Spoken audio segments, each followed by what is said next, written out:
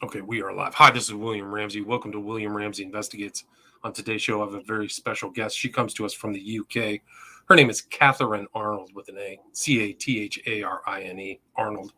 And she published a book in 2018, fascinating book, very timely book before this pandemic. Title of her book is Pandemic 1918, Eyewitness Accounts from the Greatest Medical Holocaust in Modern History.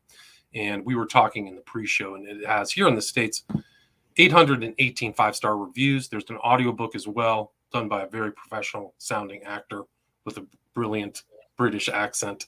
But Catharine Arnold this is not her first book. She has also read or written Bedlam, London and Its Mad, 2008, Necropolis, London and Its Dead, 2008, The Sexual History of London from Roman Londinium to the Swinging City, Lust, Vice, and Desire Across the Ages, published 2011. Underworld London, Crime and Punishment in the Capital City, 2012. Edward VII, The Prince of Wales and the Women He Loved, 2017. And then also her newest book after Pandemic 1918 is published in 2021. Title of that is Globe, Life in Shakespeare's London.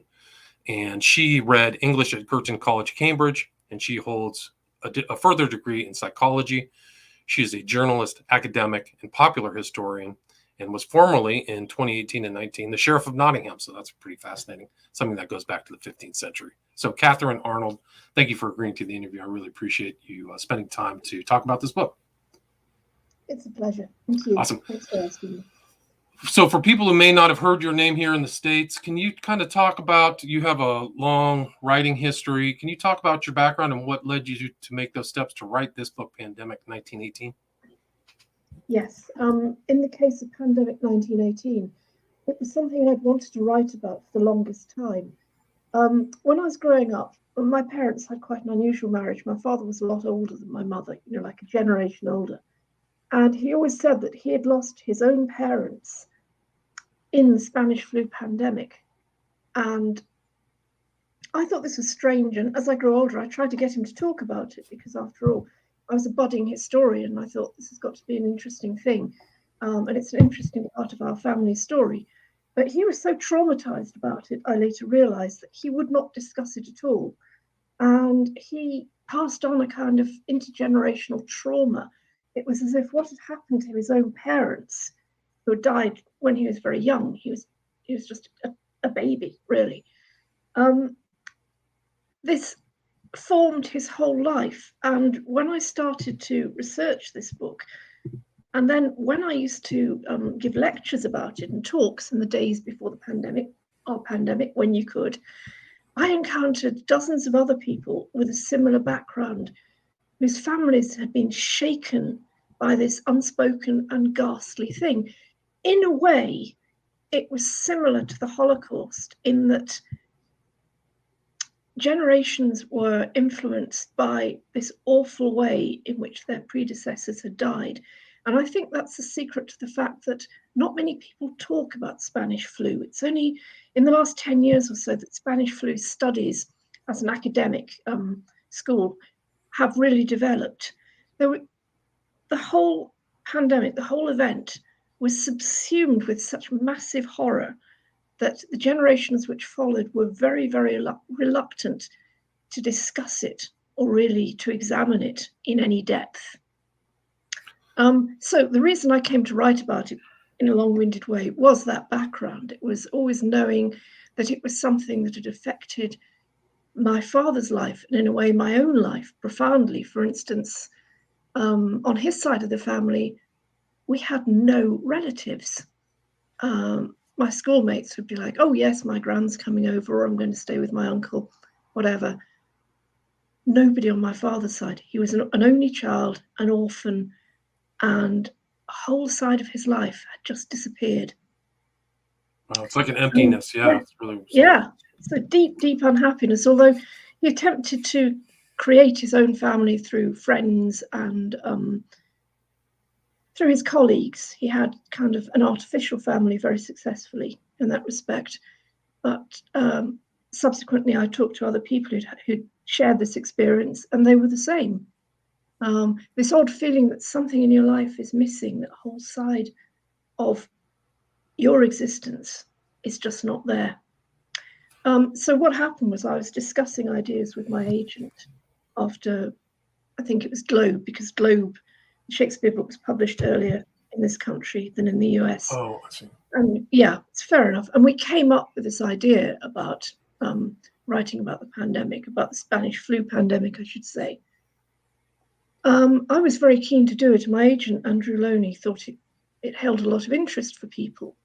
This was in 2015, 2016. So I wrote the proposal and I was met with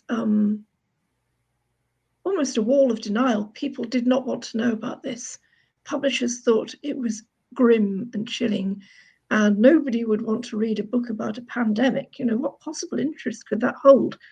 So in this country, I was published by an independent publisher called Michael O'Mara, and they're best known for, forgive me, colouring books for adults and books about Princess Diana. But to do them credit, they decided to take a chance on me, and they said, yeah, this is an interesting book, let's publish it. Then my US publisher, Macmillan, St. Martin's Press, they were very keen to do it. They were all over it. So I did get a bit of interest, but it by no means held the interest that you would have expected, considering the books I'd done before on the history of London. And I think you said like this turned out to be your most read or most it's captured the most attention of all your other books. Is that correct? Yeah, and that's what's so extraordinary, because it was really a bit off the wall by my standards. I was working in a slightly different way, because my previous history books, have been London-centric. I started writing about the history of London at a time when there was an enormous appetite for books about every aspect of London's history. When my first book came out, Necropolis, London and its Dead, in 2006. And when I started to research that years and years ago now, I was stunned that there was already an appetite for this kind of thing. I went into Waterstones in central London, and there were walls and walls and walls of books about London history. So I thought, obviously, this is something people are going to love. When I started to write about Spanish flu, initially I thought there's enough material to write about Spanish flu in London or even the UK. But Andrew's sort of feeling for it was a global thing. So I really needed to write about it from a global perspective. So that was more of a stretch. But it was interesting because, and I think it's part of the reason it's been successful, I was able to see what was happening with Spanish flu on the different continents, in different cultures. And that when I started comparing it later on with COVID, was of course very illuminating. No, it's really fascinating. And it's almost like your personal story, the way the approach you took in this book is similar to your story. Personal perspective, people, you mentioned many famous people here in the States and the UK also, and their experiences with this pandemic, which is kind of like a 1-2 punch for humanity, the Great War, and then this follows on this pandemic. Can you talk kind of what happened back in 1918, what preceded it, and what happened during this global event? Well, yes, and I think the 1-2 punch description is very effective. Let's take it from there. I mean, basically, the world was already in the grip of World War I. It was in the grip of industrial warfare, the biggest war that it had ever known. This war was effectively taking place on all continents, and it involved a lot of troop mobilization and movement of civilians. And so if there was going to be a pandemic, if there was going to be a killer virus, it was only going to be sped up by the constant movement of large bodies of people around the globe. The other effect of the war was that people were run down, their immune systems probably already damaged by deprivation, starvation, all the rest of it. They were damaged, they were vulnerable, they were depressed. In the West, they were run down from lack of resources, lack of food, Zeppelin raids in London, in the US, food shortages, and total anxiety, because certainly in the West, people were losing members of their family daily to the war in one form or another. So it's almost a perfect storm upon which a killer flu virus could predate on the population. So that was some of the background kind of leading up to it. And what were the kind of symptoms that distinguished this flu from kind of other diseases or maybe even COVID? Right, to start off with, and some of the doctors at the time noted this, the two odd things about it were that it attacked the young and the healthy, and that it appeared in the spring and summer. Traditionally, the winter flu season is what it says on the tin. It appears in the winter, and it normally picks off the vulnerable, the very old, the very young, people with pre-existing health conditions, people who, say, are suffering from cancer or other serious diseases. What was weird about this kind of flu was that it was attacking the most healthy. So fit young men in army barracks, healthy pregnant young women, these were the people who were dying of it. We know now that basically it was attacking the autoimmune system the same way that HIV does. So the more of a defense your body puts up to this particular flu, which is the H1N1 virus, the worse the outcome is for you as a patient. It's also worth bearing in mind that at that point, although the medical profession kind of understood that a virus was a thing, they didn't know very much about it. It was only really with the invention of the electron microscope in the 1930s and 40s that scientists could get a real handle on what a virus was. Their feeling was that it was bacterial. So they knew it was similar to the killer flus that they'd experienced in the past, but it was affecting people a whole different way. And of course, yes, the symptoms of Spanish flu were the most horrific. And I think this is one of the reasons why people did not want to remember it, because they did not want to think of their loved ones going through things like falling down in the street, vomiting, losing control of their bowels, vicious nosebleeds, gasping for air. It was called air hunger because basically their lungs were filling up with pus, and the oxygen deprivation meant that their skin turned blue in a condition known as heliotrope cyanosis. These were all, hideous things, and you did not want to think, for instance, of your son at the front dying of this. If he was going to die in the war, you wanted to think he died with his boots on, with a gun in his hand.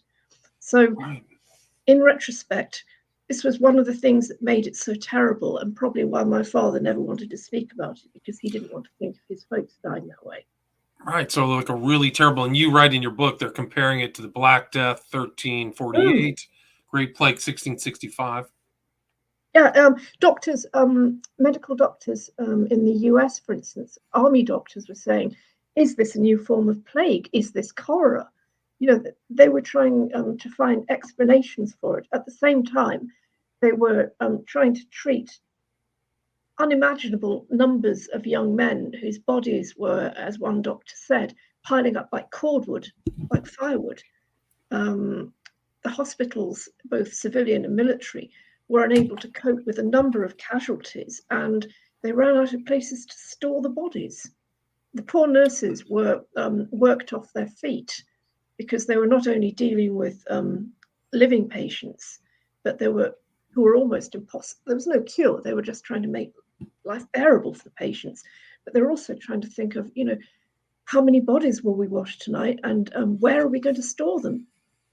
Right. I mean, it almost is like the Black Plague. You wrote about Philadelphia having this problem. So, like, what are we going to put all these, it's incredible to think that happened at a global scale. Yeah, Philadelphia, they were faced with terrible problems because they did not have enough burial space. And like many other US cities, what they had to do was dig mass graves with, I believe they're called steam hammers, and people would just be wrapped up in a sheet and put in, which is almost medieval.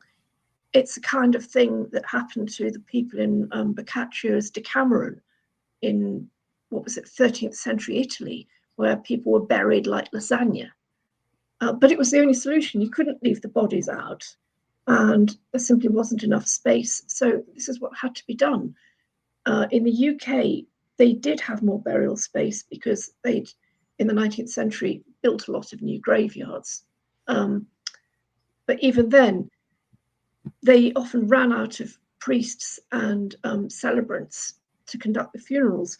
So what would happen in London, for instance, would be the bodies would be placed by the graves in the graveyard, and then the vicar or the Catholic priest would hastily go around each of them, administer a final blessing, a final benediction, sometimes 20 or 30 at a time, and the people would then be buried. Wow, yeah, it's incredible. And you kind of mentioned earlier this idea of information or what was happening, and it was kind of almost like today where you said there are theories and control and suppression of information. You could talk about how that played into the pandemic of 1918. Well, there's two ways of looking at this. I mean, one of the things that developed quite early on, especially in the States, was conspiracy theories. So bearing in mind that this happened in the last year of the First World War, people didn't know it was the last year. For all they knew, it could be going on for another decade. Theories began to develop on the East Coast that Spanish flu was actually spread by the Germans. There were rumors that German subs had come up to the East Coast and left virus, files of poison or files of virus around which people could catch.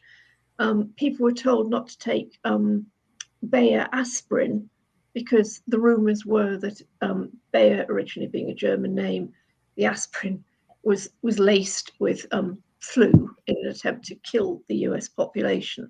None of these conspiracy theories ever gained any credibility, but you can see how, among a desperate nation, they would seize hold. Right. So it's almost like you kind of see stuff in COVID too. Like you see this information control, understanding these kind of conspiracy views. And how did this particular flu get the name the Spanish flu? Well, flu obviously is short for influenza. It was called Spanish flu because it was really first identified in Spain. What was happening is in the last year or so of the war, doctors were noticing at the Western Front in France that more and more of the soldiers were falling ill with a particularly bad form of flu or bronchitis. And although there's an expectation that flu could kill, they weren't expecting troops to die in so many numbers. But they had various names for it. The Germans called it Blitzkatar, which I think is wonderful. The French called it La Grippe, which is an old-fashioned French term for flu. But over the course of the early months of 1918, it kind of rolled through France, and then it rolled across the Pyrenees and into Spain. And the Spanish king, Alfonso XIII, contracted it. And so did many members of his court. Alfonso recovered, but it meant that in the Spanish newspapers, they could talk quite openly about this new mysterious flu. Spain was neutral, so they could talk about this killer flu without any worries that they might be affecting the morale of their population. It was a different matter in the UK, where newspapers were instructed to suppress too much discussion of Spanish flu on the grounds that it could affect the morale of the country. This was under what's called the DORA Act, or Defence of the Realm, where anything that could be a cause of concern was suppressed by the government. However, it wasn't entirely successful, because by June and July over in the UK, British newspapers were reporting the enormous deaths of people in the services and also running factories and coal mines. And obviously in the US, after a few months, you had that string of incredible, literally killer headlines where in 90-point bold announcements were made of the number of people who died that day in Chicago or Philadelphia or San Francisco. So governments were desperately trying to say, it's okay, it's not that bad, we've got it in control. And people were seeing for themselves that everybody in their street had got it and half their street had died. It's similar to the kind of peculiar balance we've had with this pandemic, where governments across the world are sort of trying to reassure their populations, work with scientists. The scientists are saying one thing, the governments are saying another, and sometimes ignoring them. But I suppose the other thing to bear in mind is, while all this was going on, while the newspaper headlines were out there, and people were aware that people in their district, in their village, in their town were dying, they didn't have the same global perspective that we do now. I can look at my phone and I can tell you that, there's been 5 million deaths from COVID on average, or I can say over 800,000 deaths from COVID in the US. People living in somewhere like Hucknall in Nottinghamshire, or even the East End of London, didn't have access to that kind of detail apart from the occasional newspaper. So in some more remote areas, there was a feeling of disquiet, but I don't think anybody had any idea of just how desperate the picture was. Wow, that's amazing. Yeah, no, it is incredible. And you kind of you actually mentioned San Francisco. They had mask protests there, right? They did. Can you talk a little bit about that? That was fascinating. What happened in San Francisco was, it was as now, it was quite a progressive city. So Mayor Rolfe instructed his citizens to wear the masks, and there was even a little rhyme about something like, obey the laws and wear the gauze, evade the claws of septic pores, something like that. But yes, and most people complied with it. If you wanted to get a ferry across the bay, you had to wear a mask. If you wanted to go on the, I think it's a tram in San Francisco, isn't it? You had to wear the cable cars. Yeah, wear a mask. Cable cars, that's it. Most people complied with this. They could see the virtue of it. There was even one couple, honeymooners, who said to their doctor shyly that they'd worn nothing else in bed for 2 weeks, but they'd worn their masks, which I think is so sweet. But not everybody thought it was sweet, and not everybody was compliant. So there was this redoubtable lady called Mrs. Harrington, and she was an attorney, which was very unusual in those days. She was one of the first women to join the San Francisco, Californian bar. So she was a lawyer. She was a suffragette, but she also claimed that wearing masks, being made to wear a mask, was unconstitutional. And she found Mask League. And at first, it started a tame way, quite a genteel way, at the Dreamland skating rink. They all met up and they said, well, I don't hold with this, I don't agree with this. And they were a mixture of people. There were local socialites, there were lawyers, there were do-gooders of various sorts, but there are also a few rebels among them. And so at first they said, what we should do is let's get a petition together and send it to the local government. Let's send it to the council saying we want the mask. We want masks to be repealed. We want to have to wear them at our own discretion. We do not think that they should be mandatory.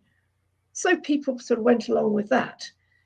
And then gradually the tone became more violent and aggressive until December 1918, when an improvised explosive device was sent to government offices. And it just came with a note saying, love from John. So nobody identified themselves. But you can imagine, an IED sent to a civilian office, pretty terrifying. Fortunately, it didn't go off, and it's just as well, because it was packed with a clock, gunpowder, and various bits of shrapnel. So, there were people who were prepared to kill other people because they didn't want to wear a mask. Right. So frightening, and with a number of, parallels. Very much. Yeah. I mean, on social media, anti-masker, pro-masker, anti-vaxxer, pro-vaxxer, a lot of these disputes are probably the same things happening in 1918, and I think you're seeing it now. This disease in 1918 had 3 successive, increasingly worse waves. Is that correct? Yes, that's correct. The first wave was kind of early spring of 1918. Second wave, roughly, although accounts of this vary, summer, early autumn. And then the worst and most vicious wave was around October and November. And sadly, one of the reasons that the November wave was so lethal was the armistice. So on November 11th, the armistice was signed between Britain and Germany, saying that, okay, that was it. The war was over. Germany lost. Obviously, people wanted to celebrate. So they poured into town squares everywhere. That they poured into places like Times Square in New York, Albert Square in Manchester. The armistice celebrations were responsible for setting off a lethal wave of Spanish flu. Sorry, there are things distracting me here. Right. It's okay. It's okay. A lethal wave was triggered in New Zealand, a mixture of the armistice celebrations and troops coming back to New Zealand who'd been serving abroad. So while everybody was getting there to celebrate the fact that the war was over, and they were literally dancing in the streets, getting drunk, having sex in parks, all of it, while all this was going on, the lethal virus was spreading among them. So within 2 weeks of the armistice, the infection rates and the death rate had risen. Right. So it gets worse and worse.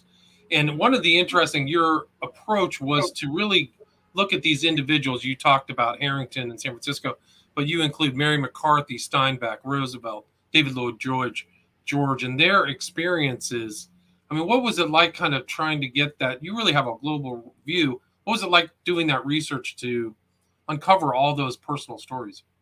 I looked at all sorts of things. I looked at existing material, interviews which had already been recorded. With the cases of famous people, I thought of all the people like Lloyd George, for instance, or Mary McCarthy, who'd been around at the time. And I thought, right, I'll get hold of their biographies and I'll see if they experienced anything of it and what they said. So that led in one direction. And I went to the Imperial War Museum in London and looked through their files. And I found kind of letters home, postcards and diaries, people who'd served in, soldiers who'd served in France, for instance, and written about being taken ill suddenly and having to hide in a hay barn and go through the horrors of Spanish flu all on their own for a couple of weeks before recovering, being able to rejoin their regiment. There was a lot of material out there, but I was also keen that I wanted to have a balance of ordinary people's lives, people who weren't famous, but who'd survived it. And again, I found these records at the Imperial War Museum, various other libraries. I was really glad that this was before the pandemic, otherwise it would have been very, very difficult to research. Right. And of course, there are a lot of news resources online. There are a lot of old newspapers online. So you only have to flick through and you'll find some terrible, tragic human story, like I think an Italian man in New York who completely lost it because a kind of mental breakdown often accompanied the symptoms of Spanish flu. And he became completely deranged and killed his family. This happened a lot, sometimes because people thought, we're all going to starve to death, what's going to happen to us? But also because the air hunger, the lack of oxygen, could bring on a form of dementia where people went mad, basically, and killed other people or killed themselves. So if you know what to look for, you can find it. Obviously, for a modern researcher writing about COVID, there is already so much material out there that it would be a question of deciding what to leave out rather than what to put in. Right. Right. And so you had all these kind of personal stories. Mary McCarthy herself, you found out she had it really bad. Yes, she had an awful time because both her parents died. Her father was a bit of a weak aesthete, playboy type. It's not very PC. It's not very woke, but he was what they used to call a milk toast. And he was heading back to stay with the family, and he contracted it. his wife contracted it. I think one or two of her siblings also died. But Mary McCarthy was then, in her memoir of a Catholic girlhood, she writes about it, she was then brought up by a rather harsh and loveless aunt, having lost her family to this appalling condition. In fact, the best bit of her memoir is when they are heading east to go back to the family because her father's basically broke and useless. And it becomes obvious that the entire family is riddled with Spanish flu, and the conductor wants to put the family off the train in the middle of nowhere, some prairie in the middle of nowhere where they would obviously just have died.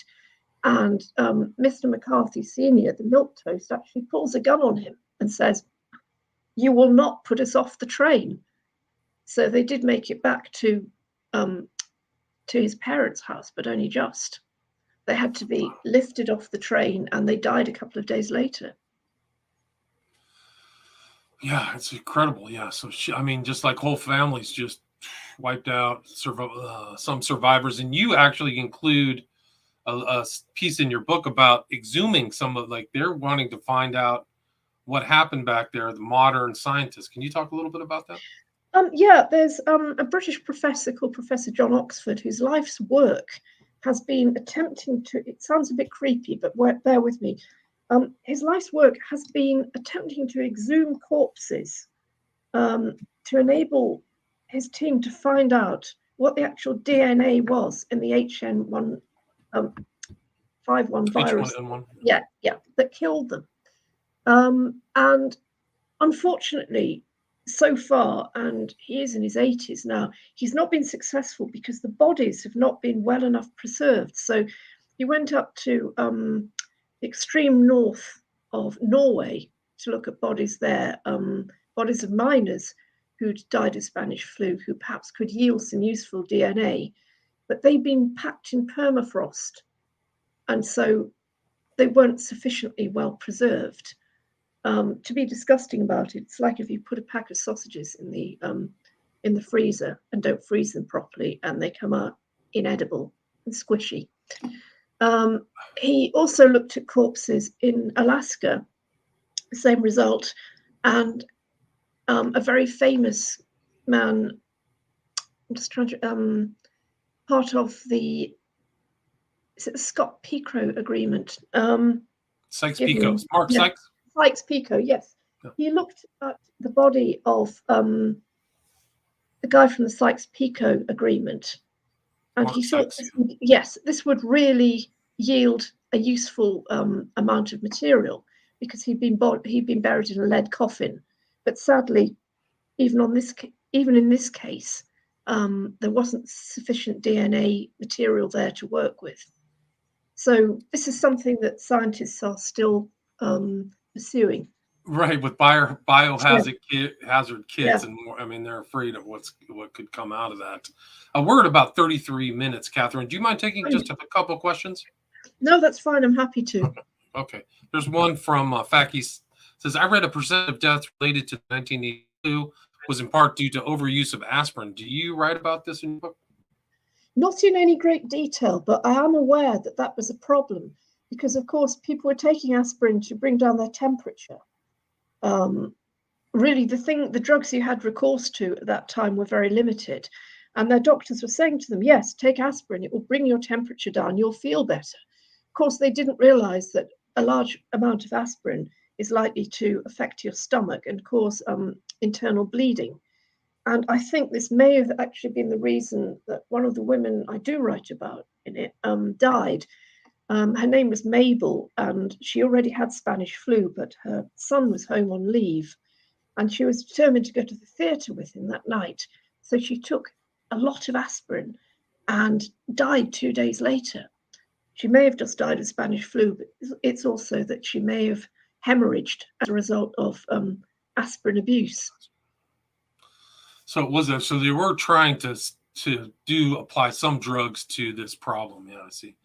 And there was another question from Arnold. He says, did you come across any historical equivalents to the pandemic denier tropes we see today? That's a really good question.